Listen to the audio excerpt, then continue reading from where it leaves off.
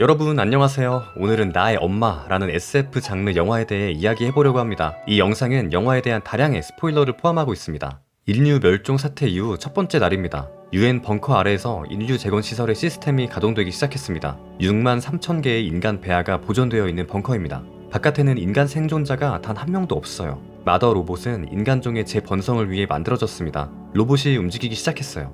로봇은 배아 캡슐을 열어서 배양 장치에 집어넣었습니다. 아이가 성장하는 데까지 단 24시간, 마더는 완료 알람이 울릴 때까지 차분히 기다립니다. 배아가 성장해 아기가 되자 마더는 아이를 들어 안았습니다. 인류 멸종 이후로 첫 번째 인간 아이가 태어났습니다. 이후로 영화는 마더의 보호 아래 아기가 첫 걸음마를 떼고 웃고 울며 뛰어노는 장면을 보여줍니다. 시간이 지나 아기는 소녀가 되었죠. 발레를 배우고 마더에게 스티커를 붙여주는 등 둘도 없는 모녀의 모습을 보여줍니다. 하루는 소녀가 마더에게 왜 벙커 안에 다른 아이들은 없는지 묻습니다. 그러자 로봇은 그녀의 형제, 자매들의 배아들을 보여주었습니다.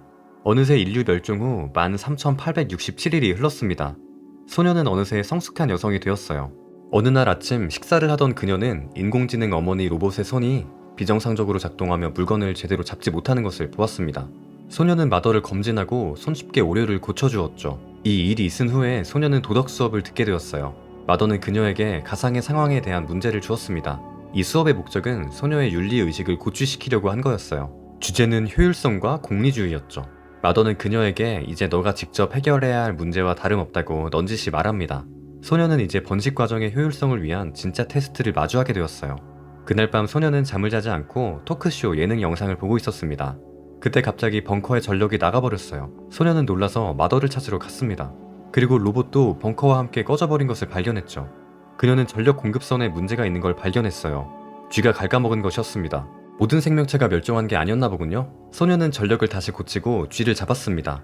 그 동물을 지켜보고 있는데 마더가 걱정스러운 눈으로 소녀를 보네요. 그녀는 벙커에 들어오는 에어로크가 고장나진 않았는지 쥐가 복윤 상태는 아닌지 우려했습니다. 마더는 어쩌면 바깥 세상이 괜찮아진 것이 아니겠냐는 딸의 만류에도 불구하고 쥐를 소각해버렸습니다. 어느 날 밤 소녀는 에어로크와 바깥에 대한 호기심을 참지 못하고 방호복을 입고 벙커 출구로 갔습니다. 그녀는 격벽을 열고 에어로크에 들어가 외부로 나가는 해치 앞까지 갔죠. 거기서 소녀는 어떤 목소리를 들었습니다. 총에 맞았다며 치료가 필요하다고 도움을 구하는 여성의 목소리였어요. 소녀는 에어로크에 방호복을 두고 격벽을 잠그고 바깥 해치를 열었습니다. 어떤 여자가 밖에서 뛰어 들어오네요. 그녀가 소독을 마치고 방호복을 입는다면 소녀는 마더 몰래 그녀를 들여보낼 생각이었죠. 하지만 그때 알람이 울렸습니다.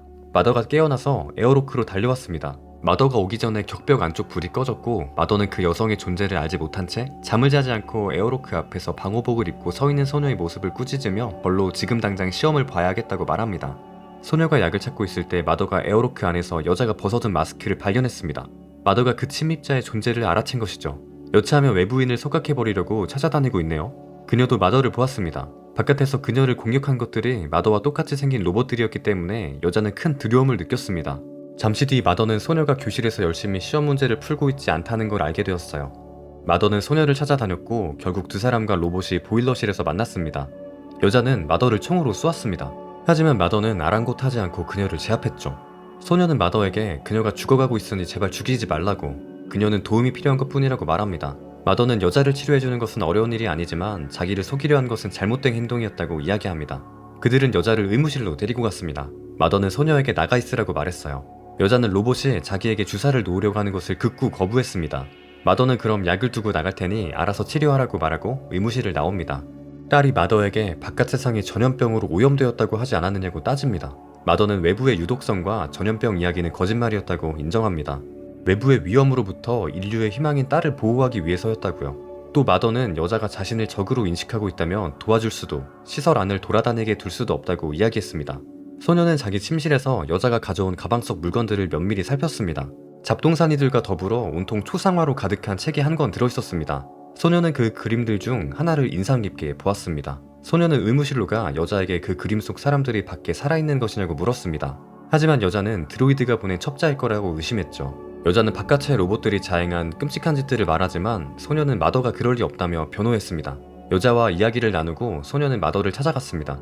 결과를 생각하지 못하고 그 여자를 맘대로 들여보낸 것을 사과했습니다. 마더와 똑같이 생겼다는 인간을 해치는 바깥의 로봇들에 대해 이야기를 꺼내며 다른 곳에 있었던 적은 없냐고 묻지만 마더는 그런 기억이 없다고 대답하죠. 소녀는 여자의 상태가 점점 안 좋아지고 있으며 아직 마더가 두고 간 약을 먹지 않았다고 말합니다. 마더와 소녀는 의무실로 가 여자를 보았습니다. 마더는 소독이 너무 늦어버려서 이젠 수술하지 않으면 안 된다고 이야기하죠. 여자는 마더가 자기 몸에 손대는 것을 견딜 수 없었습니다. 소녀는 자기가 수술을 집도하겠다고 이야기하죠. 여자는 끝까지 마취를 거부했습니다. 결국 소녀가 그녀 몸에 박힌 총탄을 빼내고 소독하는 동안 고통을 모두 견뎌야 했죠. 수술이 끝난 후에 소녀는 평정심을 잃고 구역질을 했습니다. 소녀는 여자가 정신을 차릴 때까지 기다렸습니다. 여자는 수술 중 고통에 정신을 잃고 기절했거든요.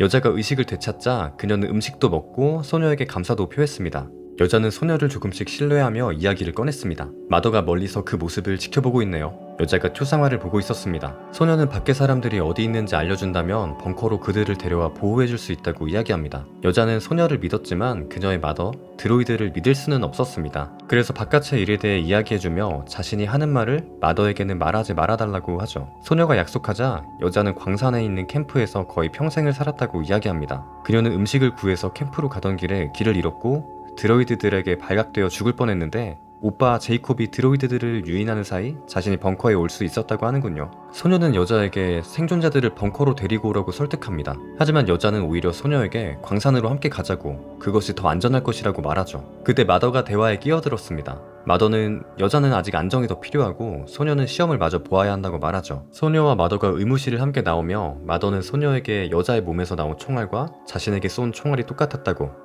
어쩌면 한 총에서 나온 것일지 모른다고 말합니다. 드로이드는 그런 무기를 사용하지 않기 때문에 여자는 다른 사람에게 총을 맞은 것 같다고 이야기하죠. 소녀는 여자가 거짓말한 것을 알게 되자 그 말에 동요했지만 여자와 한 약속을 지켰습니다. 다른 사람들에 대해 한 이야기를 말하지 않았어요.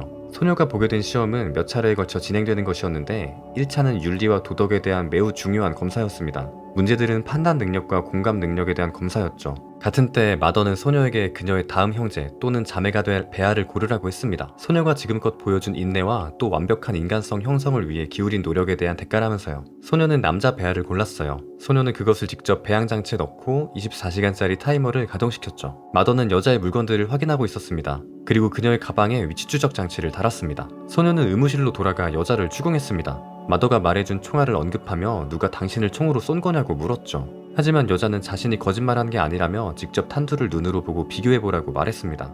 그날 늦은 밤 소녀는 마더 몰래 침대에서 나와 탄두가 보관되어 있는 보관함을 열어보았습니다. 두 탄두는 명백히 다른 모양이었어요. 마더가 그녀에게 거짓말을 한 게 분명했습니다. 그 옆에는 라벨링이 되어 있지 않은 보관함이 있었습니다. 거기엔 베아 넘버 2라고 적혀 있었죠. 그녀는 베아 캡슐들을 확인했습니다. 세상에, 소녀가 첫 번째 아이가 아니었던 걸까요? 그녀는 세 번째로 태어난 베아였습니다. 다른 소녀의 테스트 자료를 보니 그 아이는 심지어 중단됐다고 나오네요. 소녀는 참담한 기분으로 소각장에 갔습니다. 그리고 잿더미 속에서 인간의 것으로 보이는 턱뼈를 발견하고 말아요. 소녀의 세상은 무너져 내렸습니다. 의무실로 가서 여자와 이야기를 나눕니다. 여자가 다 옳았다고 말해요. 소녀는 여자와 함께 광산으로 도망가기로 결정합니다. 하지만 배양장치에 넣어놓은 자기 남동생을 데려가고 싶다며 조금만 기다려달라고 하죠. 다음날 소녀는 벙커를 떠나는 여정을 위해 이런저런 물자들을 챙겼습니다. 마더가 소녀의 불안지수가 매우 높은 것을 발견했습니다. 하지만 소녀는 동생이 태어날 걸 생각하니 떨린다며 태어날 아이를 돌보기 위해 물건들을 챙기고 있는 중이라고 둘러댔습니다. 소녀가 분유를 만드는 사이 마더는 주방 밖으로 나가 문을 잠갔습니다. 소녀가 계획하고 있는 것을 이미 알아챈 것이었어요. 마더는 여자를 찾아 의무실로 갔습니다. 그 사이 소녀는 주방을 빠져나오려고 갖은 노력을 다했어요. 소녀는 차가운 액체질소를 유리에 뿌려 얼리고 유리를 부수고 주방을 빠져나왔습니다. 그 사이 마더는 여자와 소녀가 지난밤 한 대화를 녹음한 것을 여자에게 들려주었죠. 마더는 이미 모든 것을 알고 있었습니다. 여자가 드로이드를 공격했지만 금방 회복했습니다. 드로이드는 여자에게 광산의 위치를 물었습니다. 그 사이 소녀는 마더를 방해하고 여자가 탈출할 수 있도록 돕기 위해 화재 경보를 울리고 스프링클러를 작동시켰습니다. 드로이드가 다가오자 여자는 소녀의 목에 칼을 대고 에어로크를 열라며 마더를 협박했습니다. 마더는 딸이 다치는 걸 원하지 않았습니다. 이내 문이 열렸고 그들은 밖으로 나갔습니다. 소녀는 너무 갑작스레 바깥의 현실을 마주했어요. 그녀는 전혀 준비가 안 되어 있었죠. 여자는 소녀에게 서둘러 숨을 곳을 찾아야 한다고 말했습니다. 그녀들은 길에서 거대한 드론의 추격을 받고 옥수수 밭에 숨었습니다. 소녀는 그 드론은 대체 뭐냐고 물었습니다. 여자는 6개월 전에 갑자기 나타난 옥수수 밭과 그걸 관리하는 로봇들에 대해 말해주었습니다. 그 전에 사람들은 숨도 쉬기 어려웠다고 하네요. 그들은 해변가에 도착했습니다. 침몰한 배와 컨테이너들이 질비했죠. 소녀는 그날 태어나 처음으로 바다를 보았습니다. 여자는 그 컨테이너들 중 하나에서 개와 함께 생활하고 있었어요. 여자는 자신이 사실 몇 년 전 광산에서 탈출했다는 사실을 털어놓았습니다. 그곳의 사람들은 굶주림에 미쳐버려서 서로에게 끔찍한 짓을 하고 있었어요. 소녀는 여자의 이야기에 충격을 받았습니다. 벙커에 두고 온 자기 남동생에게도 끔찍이 미안했죠. 사람들을 데리고 돌아가 동생을 구해올 수 있을 줄 알았는데 지금 인간이라곤 자신과 이 여자뿐이었어요. 벙커에 도착하자 수많은 드로이드들이 그녀를 포위했습니다. 하지만 소녀가 마더를 보고 싶다고 말하자 그들을 벙커로 갈 길을 터주었습니다. 벙커 안으로 들어가 소녀는 비상용 도끼를 들고 엄마를 찾았습니다. 소녀는 아기 우는 소리를 듣고 그쪽으로 향했습니다. 마더는 소녀에게 집에 돌아와서 기쁘다고 말했어요. 드로이드는 행성을 망가뜨리고 서로 자멸한 인간들보다 훨씬 월등한 인간을 만드는 것이 자신의 궁극적인 목표였다고 말합니다. 소녀는 동생을 안아봐도 되겠냐며 마더에게 다가갔습니다. 소녀는 아기를 품에 안았습니다. 그리고 재빨리 마더를 방에 가뒀죠.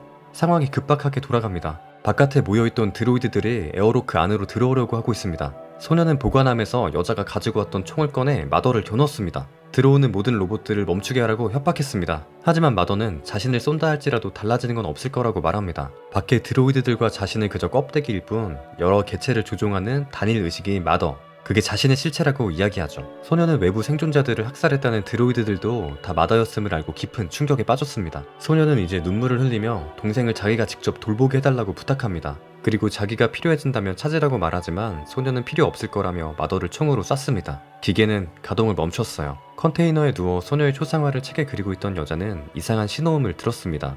그제야 자기 가방 속에 있던 위치 추적 장치를 발견했죠.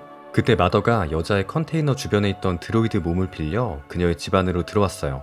마더의 목소리가 그녀에게 자신이 왜 그렇게 오래 살아남았는지 궁금해한 적 없냐며 여자가 기억하지 못하는 그녀의 운명을 말해줍니다. 여자는 소녀가 태어나기 오래전 태어난 마더의 딸이었던 것입니다. 영화의 마지막 장면에서 소녀는 동생에게 자장가를 불러주며 자기 형제 자매들이 들어있는 배아 보관실에 들어갑니다. 그곳에서 의미심장한 표정을 보이며 영화가 끝납니다. 오늘은 여기까지입니다. 제 영상이 재미있으셨다면 좋아요와 구독, 그리고 다른 영상들도 많은 관심 부탁드려요. 감사합니다. 그럼 모두들 안녕!